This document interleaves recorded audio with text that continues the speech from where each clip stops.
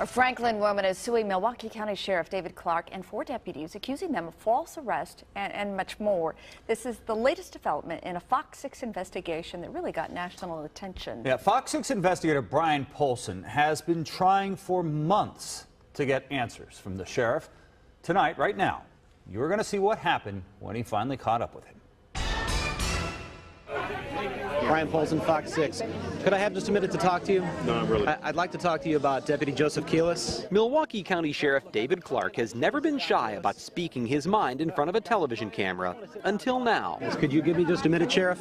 No. There's a lot of people who have questions. I'm here to help seniors celebrate their day here, okay? I understand. It's an appropriate process for that. It's to go through my public information office. We tried that 5 times, in fact, since February 28th.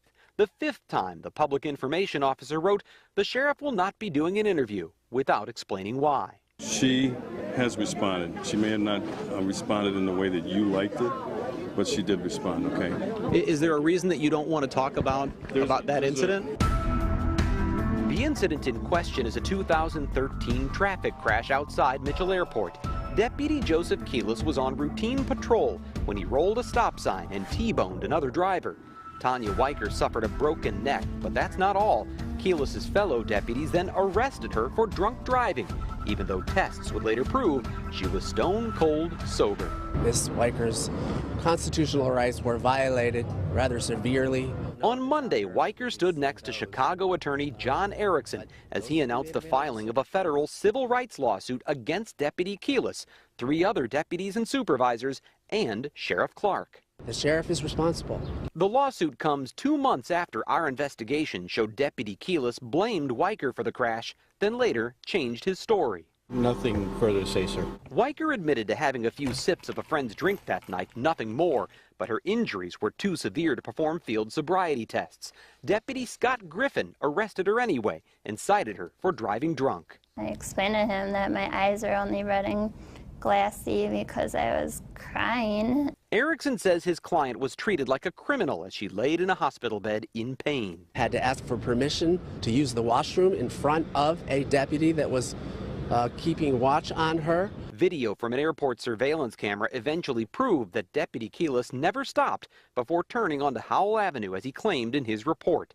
The sheriff's office knew about the video 2 days after the crash, but the drunk driving case continued for 10 months before a prosecutor finally declined to file formal charges. A video that exonerated Ms. Weicker was sat on for months and months until the good work of Fox 6. The lawsuit filed in federal court Monday accuses Sheriff Clarke, Deputy Keelis, and 3 other deputies of engaging in a cover-up of Deputy Keelis' role in the crash, and it accuses the sheriff of having a de facto policy of concealing and suppressing officer misconduct through what the lawsuit terms a code of silence. After giving the sheriff months to sit down for an interview, we finally had no choice but to approach him at Serb Hall last month during Senior Fest. Look, there's a courtesy that goes along with being a reporter. There's a professionalism. Apparently you don't get it. Okay? This is an event to honor seniors. And that's why I'm here today, to give them their respect. I understand, and I wanted to sit down. Once again, I asked multiple times for a sit-down interview.